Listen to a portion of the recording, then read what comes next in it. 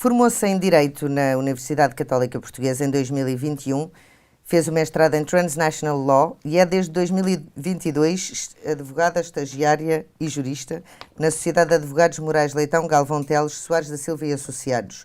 Foi líder da JSD Cascais, onde é deputada municipal desde 2021, e no dia 10 de março, com apenas 24 anos, Eva Brás Pinho, dirigente nacional da JSD, tornou-se a mais jovem deputada do PSD para o Parlamento, que vai tomar posse no dia 26. Também dançou hip-hop na sua juventude, nos anos mais próximos, e Eva Brás Pinho está nesta semana em discurso direto. Olá, Eva, obrigada por se juntar a nós. Portugal vive uma crise demográfica, está com enormes dificuldades em reter talento, sobretudo os jovens, e a maioria pensa sair do país, ou já saiu, ou está a pensar sair. Como é que é possível inverter esta tendência? Que propostas é que tem o PSD e que a Eva, sendo uma das jovens que, pelos vistos, escolheu ficar, Sim. Como é que se combate esta tendência? Sim, esta tendência é uma tendência profundamente triste. Isto é a primeira coisa que eu queria dizer, porque eu tenho muitos amigos ou que foram estudar para fora no mestrado e, entretanto, acabaram por ficar lá, ou que agora tiveram os primeiros empregos em Portugal, mas não estão satisfeitos com aquilo que recebem e já estão a pensar sair. E isto é uma realidade que é transversal aos jovens portugueses. Eu diria até que é relativamente transversal a várias gerações na população portuguesa. Naturalmente que os jovens, por estarem ainda mais livres, ainda não terem constituído família, acabam por ter condições mais simples para o poder fazer. Mas eu tenho mesmo em crer que os jovens não querem emigrar, ou seja, as conversas que eu tenho com os meus amigos e com outros jovens da minha idade é de que há uma profunda tristeza em ter que tomar esta decisão. Portanto, ou seja, querem ter uma experiência lá fora, mas em que possam voltar e fazer aqui a sua vida e ter aqui a claro, sua... ou não necessariamente, ou seja, ou até querem ter uma experiência lá fora para estudar, para abrir horizontes, porque acho que isto também é uma característica da juventude portuguesa, de querer abrir horizontes, de querer conhecer mais, mas é mesmo na perspectiva de que gostavam de poder trabalhar em Portugal com um bom salário. E nós sabemos que há 30% dos jovens portugueses agora imigrados, e eu acho que isto se prende principalmente com duas coisas. Por um lado, os salários são baixos, mas também não são só os salários baixos. É também o facto dos vínculos serem precários, ou seja, há muitos jovens a ir de estágio em estágio, e nós sabemos que esta nem sequer é a regra na lei. Portanto, a regra na lei é que os contratos devem ser sem termo, por tempo indeterminado, mas infelizmente não é isto que acontece. E isto é uma consequência grave, que é, isto depois gera uma consequência, por exemplo, do acesso à habitação, que também já é difícil porque os salários são baixos, que é, por exemplo, se um jovem quer comprar a primeira casa, não só não tem dinheiro para avançar com a entrada, não só tem que pagar uma exorbitância de impostos, mas tem também, muitas vezes, de provar ao banco que tem um vínculo laboral estável que lhe permite cumprir com os compromissos desse empréstimo. Que na maioria das vezes não tem. Precisamente. Ou seja, o que é que acaba por acontecer? Os baixos salários não permitem poupar dinheiro para poder comprar uma casa, os vínculos precários não permitem dar confiança aos bancos de que são dignos de empréstimo e que vão cumprir com os seus compromissos e, portanto, acabamos por ter jovens a não conseguir sair de casa dos pais, e por isso é que a nossa média de idade de sair de casa dos pais é mais ou menos 29 anos, portanto, é das mais altas da Europa. E isto, obviamente, mete um jovem numa situação muito sensível e difícil, que é, se eu aqui não consigo avançar com a minha vida, continuo aqui a fazer o quê? Porque a verdade do que acontece é que nós temos jovens e há sempre aquela frase chavão que se ouve imenso, que é a geração mais qualificada de sempre. Mas não está cá. Mas não está cá. Não, e fala-se disto, que é verdade, ou seja, nós somos das gerações mais qualificadas de sempre, mas não há, de facto, uma demonstração de vontade de ter os jovens cá. E estes jovens vão para os países lá fora e a fazer o mesmo tipo de funções, às vezes até, veja-se, para as mesmas empresas. Portanto, por exemplo, multinacionais que estão cá e que naturalmente pagam os salários em linha com aquilo que é o salário médio, a prática no país, e para a mesma empresa, indo para outro país, estão a ganhar salários elevadíssimos, o dobro, o triplo às vezes.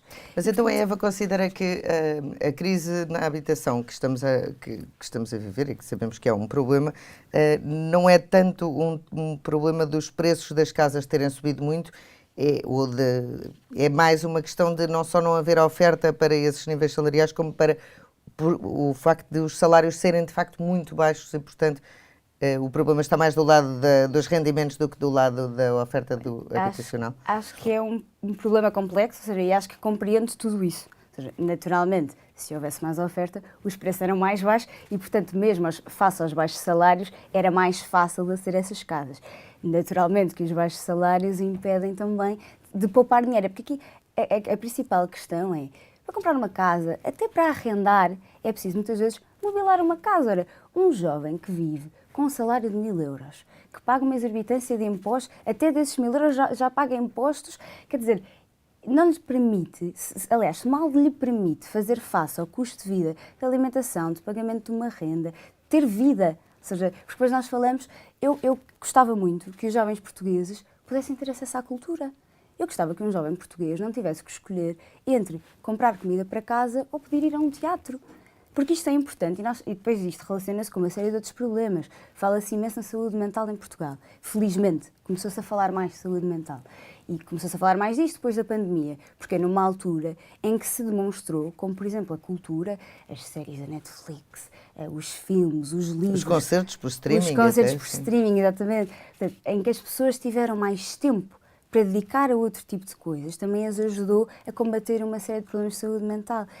E um jovem que só tem tempo e só consegue trabalhar para sobreviver, porque isto já nem se trata de viver, não é? Trabalhar para sobreviver e que não tem acesso a uma série de outras coisas, que lhes abra a cabeça, isto é um problema.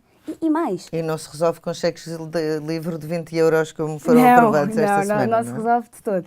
E mais até, porque repare, o acesso à cultura faz uma coisa extraordinária, que é abrir a cabeça das pessoas para a criatividade e para a inovação. Quando as pessoas têm tempo para aceder a outro tipo de dimensões intelectuais, têm tempo para chegar a soluções que ainda não existem. E isto é a chave da inovação para Portugal, aliás, para a inovação em qualquer país do mundo, ou seja, a criatividade é a chave para a inovação. E, de facto, temos que criar isto. O que é que o Governo poderia fazer para facilitar esse acesso à cultura? Ou seja, que tipo de medidas públicas é que podiam ser tomadas de forma a facilitar esse acesso, essa apetência para os jovens, porque vai-se muito a concertos ou festivais, por exemplo.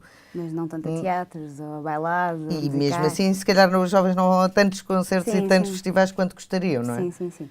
Eu acho que, para começar, a cultura tem que ser vista de outra forma. Ou seja, nós neste momento temos uma cultura em Portugal que é maioritariamente à base de apoio público. E temos, infelizmente, ainda muitos teatros amadores que gostavam de se profissionalizar mais, mas que não têm condições para isso. E acho que, por um lado, primeiro tem um problema crónico, não é? Ou seja, que era o que falávamos há pouco, se as pessoas não têm dinheiro isto é a pirâmide de Maslow, não é? Ou seja, se as pessoas não têm dinheiro para as necessidades básicas, naturalmente não vão gastar dinheiro a ir a um teatro, por exemplo. Se as pessoas não consomem teatro, naturalmente as empresas que estão a fazer teatro não conseguem produzir. Portanto, andamos neste círculo vicioso. Mas a outra questão é olharmos para a cultura numa perspectiva de potencialização dos privados. Ou seja, vou dar um exemplo.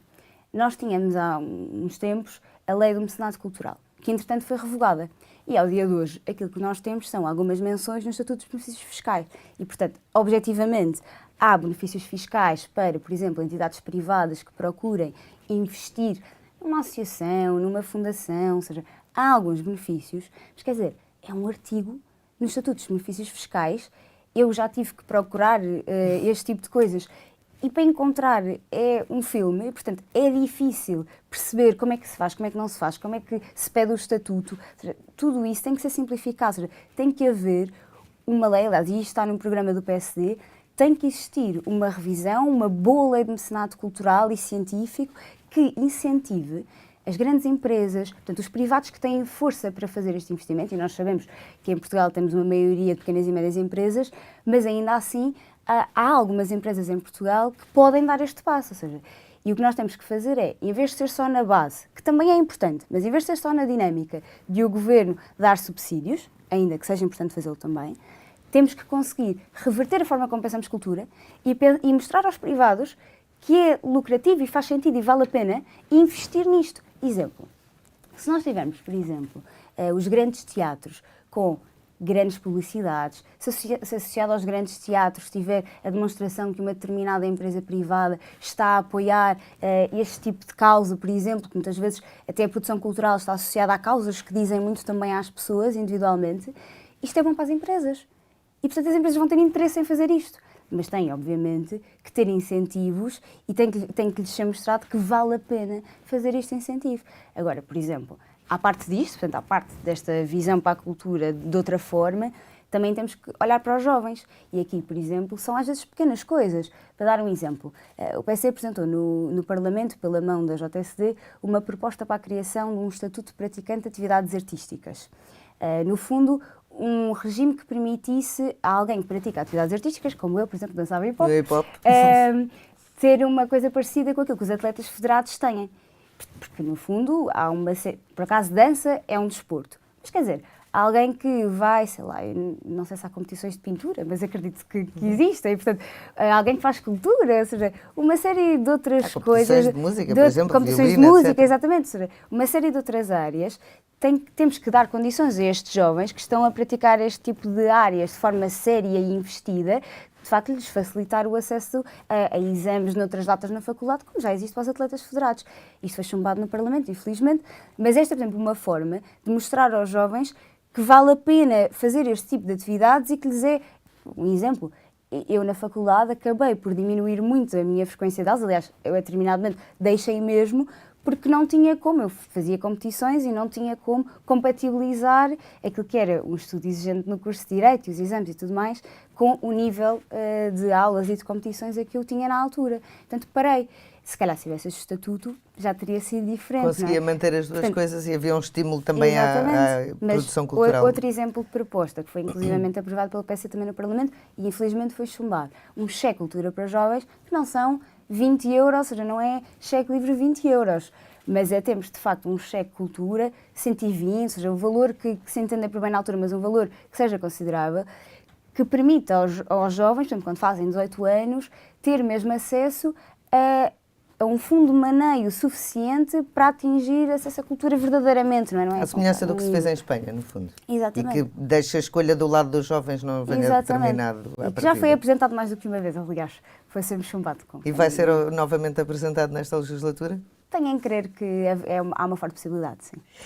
Voltando aqui aos jovens e às condições dos jovens, nós estávamos a falar da quantidade de jovens que emigram. De facto, há 30% dos jovens que estão a viver fora do país.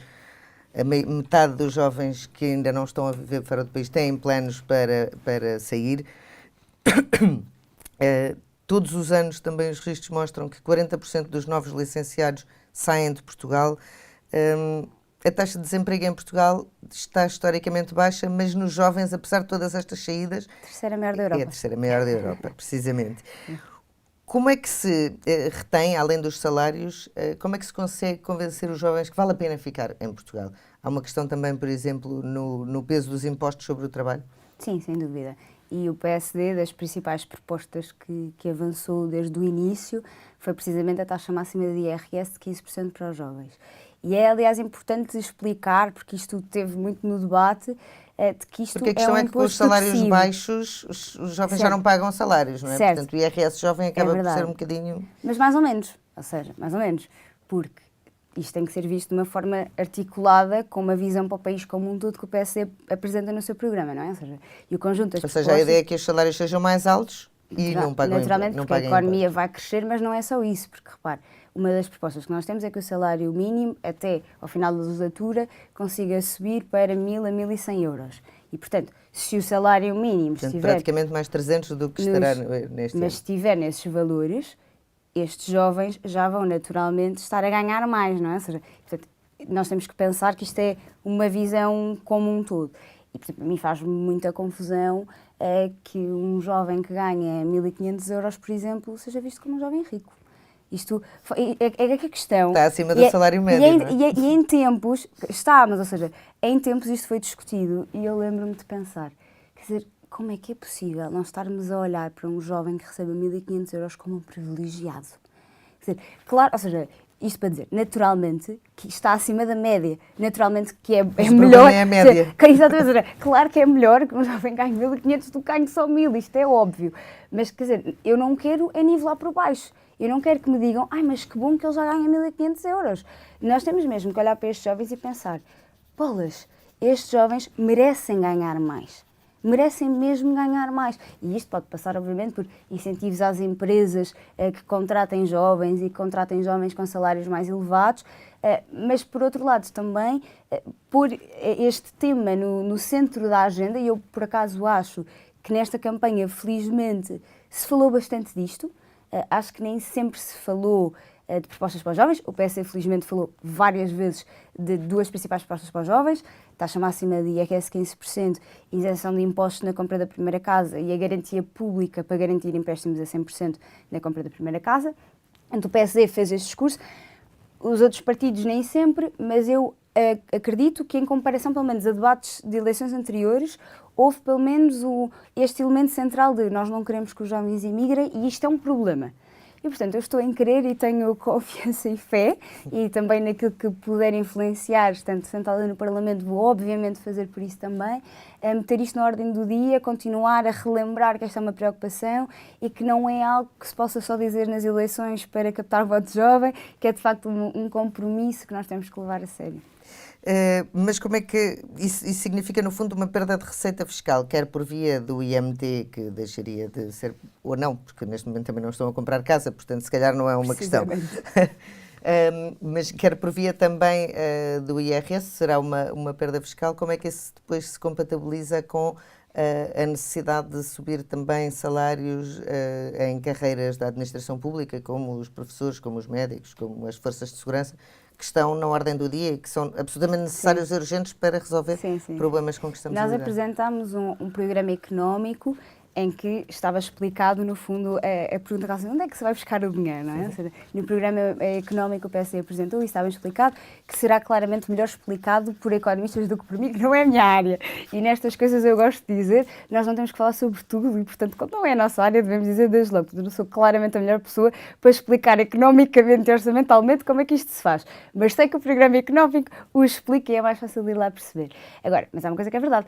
Isto é um esforço económico geral, não é? Ou seja, o orçamento é pensado como um todo e, portanto, isto não é necessariamente se reduzimos aqui, então compensamos ali. Seja, claro, não são medidas isoladas. Naturalmente, ou seja, isto é visto como um todo. Já para não falar que, e como dizia bem, os jovens já não estão a comprar casa e, portanto, este alegado rendimento do pagamento de impostos já não existe. O que está a acontecer é que a maior parte dos jovens tem que arrendar a casa. E só, já agora, para ter uma ideia, e isto para mim é chocante, eu falava há pouco dos vínculos precários, e, portanto, isto não, muitas vezes ser um impasse para que os jovens consigam ter um empréstimo do banco, por exemplo, se não tiverem fiador, que muitas vezes é pedido quando os vínculos são precários. Até no arrendamento, neste momento, por nós termos pouca oferta, e, portanto, muitas vezes os senhorios poderem escolher a quem querem arrendar, porque tem muita gente interessada, que eu percebo, ou seja, se eu estivesse no papel de um senhorio, eu naturalmente... É um mercado a funcionar, eu naturalmente preferia alguém que tivesse um vínculo laboral estável e que me desse a garantia e a segurança que provavelmente não teria rendas em atraso, não é? Mas os jovens que têm vínculos precários, até nisso saem prejudicados. Até no mercado de arrendamento. Claro. E, portanto, isto é uma coisa que nós temos que pensar mesmo a sério, porque eu acho que esta é a principal, as duas principais razões pelas quais os jovens vão embora, porque não é possível nós dizermos a um jovem que tem 28 anos, 27 anos, que tem que ficar cá, continuar a viver em casa dos pais, se não quiser. Não sei, porque também temos que pensar nisto, que é, jovens que querem. Quer dizer, por exemplo, eu tenho 24 anos, eu ainda estou a terminar o meu estágio da Ordem dos Advogados. Estou super tranquila, terminei o meu mestrado o ano passado, estou tranquila em casa dos meus pais. Mas gostava de ter essa possibilidade. Mas um dia, se calhar daqui a uns aninhos, não muitos, mas daqui a uns tempos, se calhar já vou estar a pensar nisso e quero ter essa possibilidade, não é? Olhando aqui para um pouco para trás, nós temos de facto a geração mais qualificada de sempre, estamos a falar de estudos universitários e dos jovens, mas olhando para a geração anterior, a que está agora no ensino regular e secundário. Básico e secundário. Obrigada. Temos verificado que há grandes problemas. Portugal tem ficado mal nos estudos, os PIMS, nos estudos de PISA, que avaliam a literacia e as capacidades em leitura, matemática, ciências e por aí fora. O elevador social está estragado e é preciso revolucionar a educação como ela existe hoje em dia? Olha, eu acho que os últimos 9 anos de governação socialista barraram a entrada, puseram uma placa à frente do elevador, destruíram os botões lá dentro para aqueles que conseguiam passar a barreira, destruíram tudo lá dentro. E eu acho mesmo que o elevador está estragado. E nós temos que resolver isto. E eu acho de facto que a educação, e gosto de acreditar que a educação é mesmo a base do elevador social. Aliás, isso tem sido aquilo que é mais vendido, ou seja, nos últimos anos. Vendeu-se sempre aos jovens de que se estudassem, se fossem para a faculdade, fazer uma licenciatura, um mestrado, que com isso conseguiam subir na vida. E neste momento, Portugal é dos países em que o prémio de educação, portanto, o resultado, o impacto de se ter formação, está mais baixo. Ou seja, neste momento, ter uma licenciatura, estudar mais, não é sinónimo de um retorno considerável como era há uns anos. Claro que isso vem acompanhado, naturalmente também se explica em parte, sendo honesta, por uma coisa que é positiva, que é há mais pessoas ao dia 2 licenciadas e, portanto, temos que fazer um debate honesto. Isto é real e ainda bem que assim é. Mas ainda assim, nós continuamos a ter uma discrepância tremenda em várias coisas. Por um lado, continuamos a ter imensos jovens que, apesar de se matricularem, aliás, mentira, apesar de entrarem no ensino superior, não se matriculam. E isto acontece porquê? Porque muitos jovens que são deslocados, apesar de entrarem, portanto, o que é que isto significa? Tiveram média no secundário, foram bons alunos, conseguiram entrar na faculdade. Mas depois não têm meios para frequentar a faculdade. Porque as bolsas sociais chegam em atraso e não chegam a tempo dos primeiros pagamentos de renda. Porque, por exemplo, uma coisa que tem acontecido, um jovem arrenda um quarto e pedem-lhe, por exemplo, o avanço de 2 ou 3 rendas. Ora, se as bolsas sociais chegam 2 ou 3 meses depois de começarem as aulas, eles estão com 6 meses de déficit. Exatamente, claro. É o suficiente, numa família com poucos rendimentos, é o suficiente para não terem esse valor para conseguir segurar o quarto. E lá está, como há pouca oferta, basta haver outro estudante que consegue avançar com isso, que rapidamente é que ele perdeu o quarto. E isto não é aceitável. Nós tivemos o governo a prometer durante séculos e séculos milhares de camas e apareceram, se não estou em erro, 430. Portanto, foram prometidas mais ou menos 15 mil camas desde 2018, 430. Quer dizer, por favor, estamos onde? Só ali na 5 de outubro eram 3 mil, quer dizer, por favor, não é? Ou seja, e ouvimos esta conversa constantemente de que estava a haver investimento, que se estava a chegar a soluções, e por isso é que, por exemplo, o PSD apresenta uma resposta, que é dizer, nós não temos complexo ideológico e, portanto, nós o que é que queremos? É que o jovem possa estudar. Portanto, se queremos que ele possa estudar, só nos importa que ele tenha um quarto com condições dignas para poder, porque depois não basta ter um quarto, é preciso ser com condições dignas para se poder estudar, para se poder estar concentrado. Não é aceitável nós termos jovens enfiados debaixo de escadas como se fosse o Harry Potter a viver, quer dizer, isto... Mas como é que se convence um senhorio a arrendar a um jovem, por exemplo, nessas condições, quando pode ter a casa no mercado muito de várias formas, ou seja, nós podemos, por um lado, o governo tem que investir objetivamente na construção de mais residências públicas e, portanto, estas camas prometidas têm que acontecer. Isto é uma resposta. E aqui o problema não está na proposta que eles apresentaram, está no facto de não a terem concretizado e palavras levadas ao vento. Não é? A proposta era boa, mas... A proposta era boa, precisamos de resultados. Por outro lado, através de parcerias, que é o que, por exemplo, o PSD responde, que é, ok, se ainda estamos a construir e ainda não temos as camas disponíveis públicas, então aquilo que nós temos que fazer simultaneamente é contratar com privados e com o setor social e arranjar uma forma de, em parceria, oferecer estas camas aos jovens. Há algum problema em contratar com o setor privado e social? Se calhar para alguns sim, para o PSD não, porque o que nos importa é dar uma resposta imediata aos jovens. E por outro lado, há uma série de incentivos fiscais que se pode dar aos senhorios que contratem, seja a estudantes, seja a jovens, seja a contratos de longo tempo, portanto, em vez de ser contratos de 1 ano, seja contratos para mais tempo, ou até, por exemplo, incentivos para contratos que seja de 1 ano ou de 3. Portanto, e aqui, na verdade, estou a especular numa possibilidade agora que estava agora a pensar, que é pensar até incentivos específicos para contratos que tenham os períodos das licenciaturas ou que tenham períodos de 1 ano renováveis até 3, que é o período típico de licenciatura. Portanto, adaptar aqui algumas coisas é uma possibilidade. Agora, isto por um lado, ou seja, isto na perspectiva dos jovens que vão para o ensino superior e que ou deixam de ir para o ensino superior por estas condições, ou se estão em quartos, como eu dizia, quase a ver como Harry Potter, naturalmente o aproveitamento escolar vai ser baixo. Se os estudantes portugueses, infelizmente, estão por vezes a ter que cortar na comida porque estão a pagar uma exorbitância num quarto em Lisboa, naturalmente não vão conseguir estudar. Um jovem que está com fome, um jovem que não tem um quarto aquecido, não é o caso agora, é que estamos já na primavera, mas no inverno... Ou arrefecido no verão.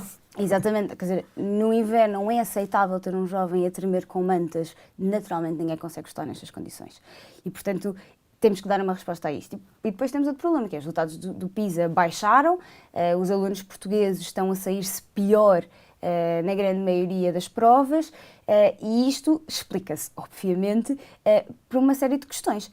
Por um lado, não é aceitável termos jovens que estão um ano inteiro quase sem professores no ensino secundário ou no ensino básico. Isto é absolutamente inaceitável e, naturalmente, que isto tem que se responder em várias frentes.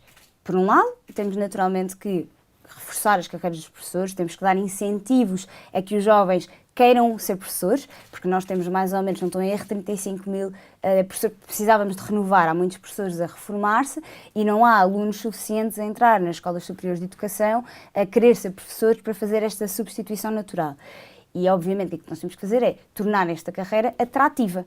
Por um lado, para que tenhamos uma renovação geracional, mas, por outro, dar também incentivos às pessoas que já lá estão, que não saiam da carreira, oferecendo eventualmente até nesta perspectiva de temos que dar uma resposta rápida e emergente, eventualmente oferecendo um reposicionamento na carreira a pessoas reformadas, que é uma das coisas que o PSD tem também no programa, pessoas que não estão no ativo, dar-lhes incentivos para que voltem para a carreira docente. Portanto, temos que, por um lado, dar resposta a isto, garantir que os alunos têm, de facto, professores, mas, por outro lado, pensar uma escola de outra forma, ou seja, este modelo típico expositivo, de o aluno estar na sala a ouvir o professor falar, isto está mais do que demonstrado que não é a forma melhor de aprender. Está mais do que demonstrado que os alunos precisam de coisas mais interativas, o chamado método socrático, por exemplo, que era, isto parece um palavrão, não é? Mas esta dinâmica, trocando por miúdos, esta dinâmica de dialética, não é? Em que o professor dá aula numa perspectiva de contra-resposta e que envolve os alunos, mas também olhar para uma educação de futuro tecnológica, que é, os alunos ao dia de hoje estão habituadíssimos ao computador. Nós chegamos à faculdade, por exemplo, e está toda a gente nas aulas, não é? Ou seja, ninguém está a fazer apontamentos à mão. Mas os países europeus que fizeram esse percurso para a digitalização do ensino estão neste momento a recuar precisamente porque não tiveram os efeitos que estavam à espera, pelo contrário. E o que é que nós temos que fazer? Olhar para o que correu mal com eles e antecipar. E garantir que as reformas que implementamos não cometemos os erros que eles cometeram. Nomeadamente perceber, naturalmente, não podemos limitar... Substituir os professores por computadores. Substituir os professores. Ninguém está a dizer que todas as aulas têm que ser como professores. E os livros por tablets e por aí fora. Ou seja, o que nós temos que pensar é em que disciplinas é que isso pode fazer sentido. Se calhar pode haver algumas disciplinas em que faz particular sentido. Por exemplo, um exemplo simples. A utilização de drives online para guardar documentos dos professores com os alunos, a utilização dos Teams para os professores, por exemplo, se reunirem com os alunos para aulas de dúvidas sem que haja necessariamente a necessidade do aluno ir à escola. Queremos substituir as aulas todas por Teams? Claro que não. Mas faz sentido, se calhar, ter uma aula de dúvidas em que o professor consegue oferecer essa aula de dúvidas num buraco que tem na agenda, em que os alunos, mesmo que não estejam na escola, em vez de obrigar todos a ter que lá estar, se calhar conseguimos, não é? Ou seja, portanto, fazer esta perspectiva. E, por outro lado, pensar que, a longo prazo, nós temos uma série de profissões que existem hoje que vão deixar de existir. E temos um conjunto de outras que vão aparecer. E nós temos que começar, desde já, a preparar os alunos para isto, nomeadamente apostando, por exemplo, na criação de novas disciplinas. Começar a ensinar os miúdos mais novos até para a computação, para a inteligência artificial, ou seja, a programação, pô-los a pensar numa série de coisas que vão objetivamente ser ferramentas super importantes no futuro. Aliás, já existem alguns programas piloto em algumas escolas, em Cascais, por exemplo, conheço bem o exemplo, em que eles estão a começar a aprender programação. E isto faz diferença numa perspectiva de longo prazo, não é? E eu acho que a educação tem uma série de problemas aos quais tem que ser dada resposta já, mas há também uma série de outros investimentos para longo prazo que também têm que ser feitos.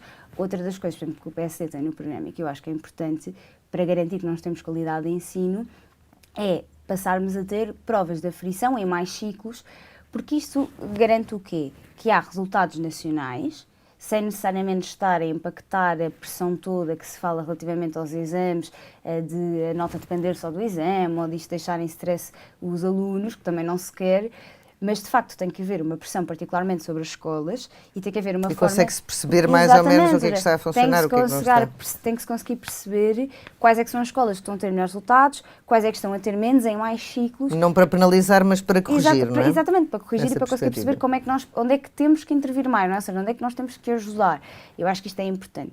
E só rematar com uma ideia que eu acho que é excelente, que está no programa do PSD, e que, mais uma vez, sendo honesta, isto existe já em algumas escolas, mas é um projeto só piloto, que se não estou em erro, está em 80 escolas do país, mas ainda não tem uma disposição nacional, que é termos um currículo mais flexível no secundário, ou seja, exemplo, eu estava em Humanidades porque sabia que queria Direito, gostava imenso de História A, mas gostava de ter tido Economia. Eu, se calhar, tinha substituído Geografia A por Economia nas minhas optativas, porque tinha mais interesse.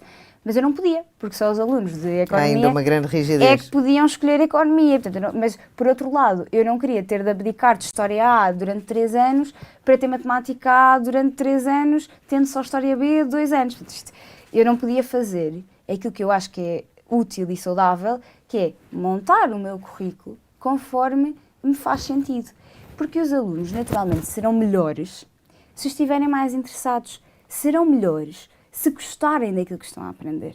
E esta é também uma coisa, se calhar, mais psicológica, não é? Ou seja, que não é tanto do método de ensino concreto, mas que tem a ver com as motivações das pessoas, que é importante perceber. Não, e que tem que ver com essa mudança na perspectiva do ensino, que é precisamente dar às crianças as bases para depois poderem fazer o seu trabalho a partir daí, porque já não faz sentido ensinar uma profissão que já não é para a vida, não é? Hoje em dia já não há profissões para a vida.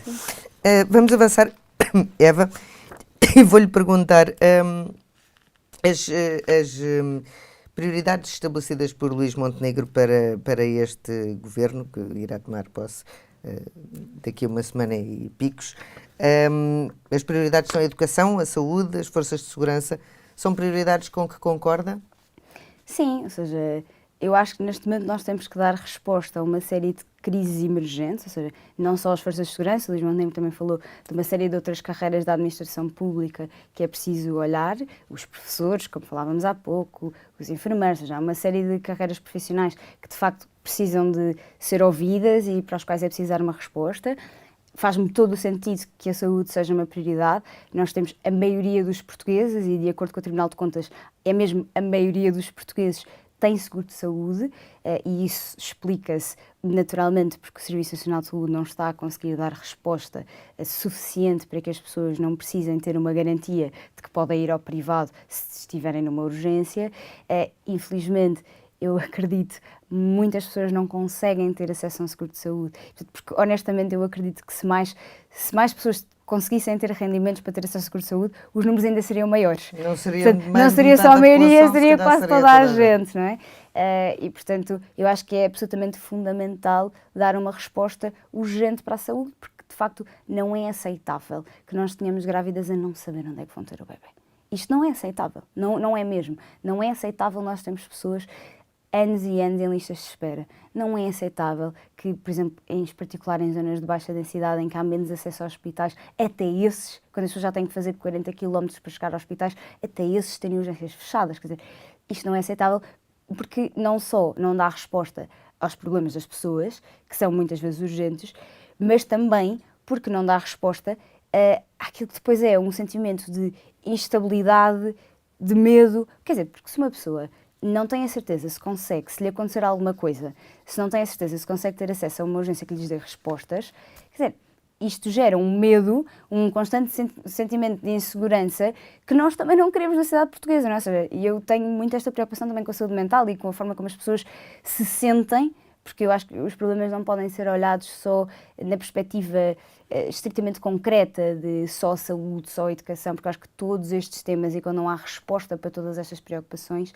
isto gera na cabeça das pessoas um constante sentimento de preocupação, não é? Ou seja, se a pessoa não tem acesso à saúde. Claro, há sempre ali uma coisa, uma ponta de ansiedade. Que não permite descanso, que dá ansiedade às pessoas, que gera revolta, que gera votos de protesto. E, portanto, nós temos que conseguir mostrar às pessoas que há segurança, não é? Ou seja, de que não estão abandonadas. E eu Gosto muito de uma frase que não a consigo citar agora palavra por palavra, de um professor de Direito, que é o Ronald Dworkin, é um autor, que tem uma forma de falar do Estado relativamente às pessoas que eu gosto muito. No fundo, o que ele diz é mais ou menos isto, que eu não consigo citar exatamente, mas é mais ou menos isto, quer dizer, o Estado tem que olhar para as pessoas como pessoas inteligentes, livres, capazes de tomar as suas próprias decisões e encorajá-las a isso. O que é que isto significa? Não ter um Estado que asfixia, mas, por outro lado, um Estado que tem também consciência da vulnerabilidade das pessoas e que estará lá para dar a mão quando elas precisam. E eu acho que o papel do Estado, na minha forma de ver o Estado, é precisamente este. É incentivar, é dizer, ok, tu queres criar esta empresa? Bora! Nós deixamos-te agir, não é? Ou seja, o Estado não tem que se meter quando as pessoas estão bem na vida e a conseguir desenvolver as suas iniciativas e os seus sonhos. Mas o Estado tem que estar lá quando as pessoas estão vulneráveis. O Estado tem que estar lá para dar a mão e para dizer, olha, é quase como se fossem os pais com os filhos, em alguma medida, apesar de eu não gostar muito do Estado de papá, mas em alguma medida é só a ideia de deixar correr, deixar voar, mas saber que há aqui uma mão que vai segurar se for caso e se for preciso, não é? Ou seja, e eu acho que É uma salvaguarda, no é uma fundo, salvaguarda. E, portanto, eu acho que as prioridades do Luís Montenegro estão absolutamente alinhadas com aquilo que o país precisa neste momento, até porque, quer dizer, a base do país é precisamente esta. As pessoas não têm educação, não têm saúde, não têm serviços da administração pública, não é? Ou seja, estou mais do que alinhada com essas preocupações. O que é que a Eva espera conseguir neste mandato como deputada? Como é que se está a preparar para este desafio? Sim. Bem, espero, em particular e principalmente, conseguir representar bem a minha geração. Sinto, obviamente, um peso gigante de responsabilidade. Somos poucos deputados jovens, infelizmente, houve, aliás, um decréscimo do número de deputados jovens. São 8, abaixo dos 30 anos, não é? Sim, somos menos do que... Se não estou em erro, 9, mas... O nono tem 30 já, Pronto, portanto, tem depende da 30, tem 30, é perspectiva. verdade.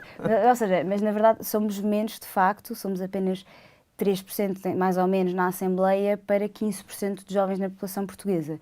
Portanto, nós somos de facto poucos para aquilo que é a dinâmica de representação da juventude portuguesa. E isso traz um peso de responsabilidade ainda maior, pelo menos na forma como eu vejo a coisa. Naturalmente que não me proponho só representar os jovens, até porque eu costumo dizer, não há temas que são só de juventude e os jovens não têm que falar só dos clássicos temas de juventude. Nós falamos muitas vezes da educação, do ensino superior, seja estes temas da habitação, dos salários, é visto como temas clássicos de juventude, mas quer dizer, reformas à segurança social são absolutamente fundamentais para a minha geração. Tudo o que seja relacionado com alterações climáticas é fundamental à minha geração. A revisão constitucional que foi interrompida, as revisões constitucionais não se fazem todos os anos.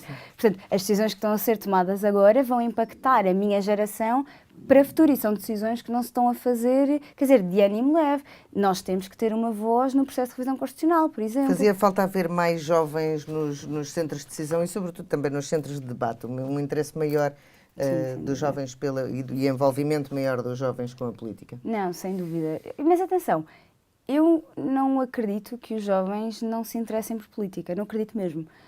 Aliás, há uma série de estudos que já demonstraram que os jovens se interessam e interessam-se por causas e fala-se imenso dos ativistas, não só climáticos, mas de uma série de outras áreas. Os jovens envolvem-se nos meios associativos académicos, os jovens envolvem-se. Eu acho é que acabam por estar relativamente distantes da política partidária em parte e, por outro lado, tem que haver um esforço de facto maior dos partidos de falar para os jovens, de falar na língua deles. E com isto eu não quero infantilizar de forma nenhuma os jovens, mas o que estou a tentar dizer é que temos que conseguir falar daquilo que os preocupa, temos que estar nas suas plataformas. Quer dizer, felizmente agora, por exemplo, o PSD já está no TikTok, que eu acho que é um bom avanço, porque os jovens estão no TikTok. Portanto, nós não podemos só esperar que sejam os jovens a vir ter com os partidos. Os partidos têm que fazer esse esforço de aproximação, de falar para eles nas suas plataformas. E, portanto, eu acho que tem que haver esse esforço. Sem perder seriedade e rigor, mas estando... Naturalmente, sem perder seriedade e rigor. Agora, há uma coisa que é verdade. A aposta em ter jovens em lugares de decisão, ou seja, os jovens têm que ter um lugar à mesa. Isto é fundamental. Porque não há razão para um jovem não estar lá para contribuir, não é? Ou seja, isto é fundamental. E eu acho que é preciso mostrar, e é por isso é que eu, em parte, também sinto este peso de responsabilidade, que é mostrar, faz sentido e vale a pena dar um lugar a um jovem, faz sentido e vale a pena dar a oportunidade ao jovem de mostrar que vai fazer um bom trabalho, que tem um contributo valioso para dar, porque naturalmente a minha experiência é diferente da experiência de alguém com mais 30 anos do que eu vejo o mundo de outra forma, estou a preparar o mundo do futuro e toda esta multiplicidade de visões e perspectivas é importante na formação da Assembleia, porque esta é a base da democracia representativa. Quando nós falamos de ter jovens, não é só porque eles são relevantes nesta medida, e o mesmo serve para as mulheres. Quando nós falamos de ter mais mulheres, nós não estamos a falar... Também estamos em valores Também estamos em valores mais década. baixos. Nós não falamos disto porque as mulheres esperam que se falem só dos temas típicos de mulher, ou que os jovens venham falar só dos temas típicos de jovens, ou chamados temas de jovens ou chamados temas de mulheres. Nós precisamos de ter uma democracia verdadeiramente representativa, e isso faz tendo um Parlamento representativo da sociedade. Porque há 15% de jovens na população portuguesa, porque há quase metade da população que são mulheres. Quer dizer, o que é que explica que não estejam lá? Não há razão para não estarem lá. E eu, em relação às mulheres, faço sempre este ponto que acho que é absolutamente fundamental. Faz-me mesmo imensa confusão quando se diz porque as mulheres só servem para falar dos direitos das mulheres, ou quando só se mete mulheres a falar para falar de direitos das mulheres. Isto não faz sentido, porque as mulheres podem falar e vão falar naturalmente naturalmente vão falar de todo o tipo de temas, e principalmente as mulheres não estão lá só para falar de política feminista. As mulheres estão lá porque não há razão nenhuma para não estarem lá. Esta, aliás, uma das frases, eu fiz a minha tese, portanto tenho que fazer aqui um disclaimer de declaração de interesses, eu fiz a minha tese na falta de representatividade das mulheres nos tribunais internacionais. E isto é precisamente porque é um tema que me importa. E esta é uma das coisas que eu digo na minha tese, que é, não há razão nenhuma para as mulheres não estarem lá. Nós sabemos perfeitamente que as mulheres são altamente capazes, temos muitas mulheres altamente qualificadas na sociedade portuguesa. Quer dizer, não conseguimos ter pouco mais do que aquilo que é a lei da paridade e que as cotas já existe. Claro que conseguimos, não é? Ou seja, tem que haver um esforço para ter mais mulheres. Mas este ponto para mim é importantíssimo. É dizer, os jovens e as mulheres, que são geralmente assim, as categorias que se fala às vezes, em que cresceram na sua representatividade, não estão lá só para falar de jovens, é só para falar de temas de mulheres. Estamos lá para falar de tudo.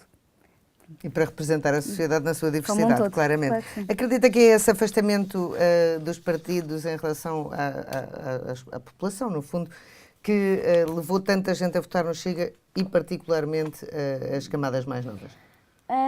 Isto não é bem verdade. Desculpe só fazer O partido que teve mais votação jovem foi o Chega. Desculpe fazer esta pequena correção. Não. O partido que teve mais votação jovem foi a AD. Porquê? Porque há mais jovens em números absolutos que votaram da AD do que no Chega.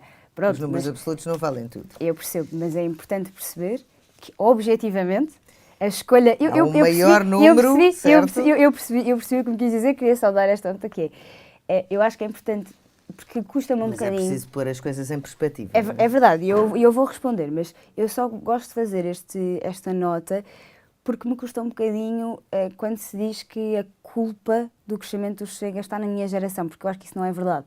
E acho que, e em rigor, no sentido de números absolutos, não é verdade, no sentido em que, de facto, a maioria dos jovens escolheram votar AD, não é? Ou seja, houve mais jovens a escolher votar AD. Portanto, eu acho que isto é importante dizer isto, que é para também não se criar uma falsa percepção. Sim, até porque de que... não são só os jovens. Aliás, exatamente. E, portanto, acho que é importante só esclarecer isto para que não se crie uma falsa percepção da realidade.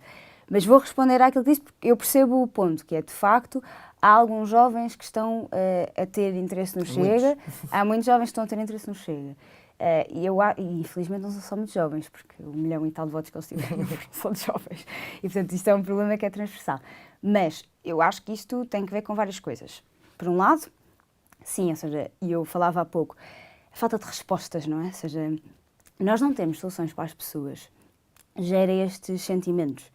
E eu acho mesmo que os partidos, não é só o Chega, são os partidos de extremistas e de extrema-direita na Europa como um todo, e aliás os partidos dos quais o Chega é parceiro a nível europeu, e portanto acho que podemos colocá-los no mesmo bolo, eles cavalgam nestes sentimentos, cavalgam na frustração, cavalgam no o eu em vez do outro. Aliás, eu acho que aquilo que o Chega faz é quase um marxismo moderno. O que o Chega propõe é uma verdadeira luta de classes, é dizer o polícia versus o bandido. o bom versus o mau, não é? Ou seja, esta classe versus outra, os políticos versus, ou seja, os políticos corruptos versus a pessoa de bem. Isto, quer dizer, para mim, este é um tipo de pensamento, este pensamento de aversão ao outro, de medo do outro, é uma coisa que nós não podemos desenvolver e não podemos explorar nas pessoas. E, portanto, eu acho que, em parte, o facto de nós não termos tido respostas nos últimos anos de governação socialista capitalizaram isto. Portanto, acho que é uma das explicações. Acho que há muito um voto de protesto, eu não vejo nos partidos centrais, tipicamente do governo, uma resposta que me sirva, e eu acho que isso obviamente deve exigir uma profunda reflexão, quer do PSD, quer do PS. Eu acho que nós temos que fazer essa reflexão, que é porque é que nós não conseguimos transmitir esta segurança às pessoas. Acho que nós, sendo sérios, acho que é uma reflexão que temos que fazer, acho que não podemos ignorar o problema, até porque eu de facto não acredito que 1 milhão e tal de pessoas sejam todas racistas e xenófobas e, portanto, nós obviamente temos que fazer esta reflexão. Mas e eu não também... estão mais certas nem mais erradas do que as outras todas, claro. E, portanto, mas eu também acredito, de algumas pessoas com quem conversei enquanto estava a fazer campanha, naturalmente é a minha amostra, ou seja, é a amostra, eu tive 1 mês em campanha pelo Distrito de Lisboa, portanto, é a minha amostra, vale o que vale, mas eu, daquilo que sentia a conversar com as pessoas muitas vezes, era que muitas que me diziam que votariam Chega, não eram todas, mas algumas que, quando me diziam isto, justificavam dizendo que não era um voto feliz. Ou seja, que não estavam felizes em ir votar Chega e que se sentissem que havia uma melhor alternativa, pois era esse o meu papel, era tentar explicar porque é que havia uma melhor alternativa, não votariam Chega. Portanto, eu acho mesmo que há muitas pessoas que, se nós conseguirmos mostrar que lhe temos respostas para lhes dar, que vão mudar o voto. Depois acho que há outra possível explicação. Nós temos este fenómeno, que é importante dizer, não é só em Portugal, está a acontecer na Europa toda, que é um fenómeno de os algoritmos das redes sociais potenciarem as contas dos partidos de extrema-direita, porque eles também fazem uma coisa, quer dizer, eles têm alguns seguidores que são bots, que são comprados a empresas brasileiras, e depois isto gera um potenciar orgânico do algoritmo, porque se há mais seguidores, o algoritmo entende que é uma coisa melhor. Sim, e que é de mais interesse. Há um interesse e, portanto, acaba por expõe mais nas sempre contas do explorar. Eu falava há pouco, o PS se calhar chegou um bocadinho mais tarde ao TikTok, agora já chegou, isso é que importa, já estamos lá. Portanto, vão aproveitar também o algoritmo. Vamos tentar... vamos tentar lutar pelo algoritmo, para que os nossos estejam no algoritmo, mas, por exemplo, isto eu acho que, ou seja, portanto, há uns anos, quando o Chega se calhar já estava a entrar no TikTok e os partidos convencionais ainda não, ajudou a chegar aos mais novos, que de facto estão maioritariamente no TikTok. E, portanto, eu acho que essa também é uma coisa que nós temos que estar e envolver. É uma luta É uma luta, mas acho que estamos no bom caminho, acho mesmo. Muito rapidamente, estamos já no fim do nosso tempo. Acredita que este governo pode chegar ao fim da legislatura? Quero acreditar que sim.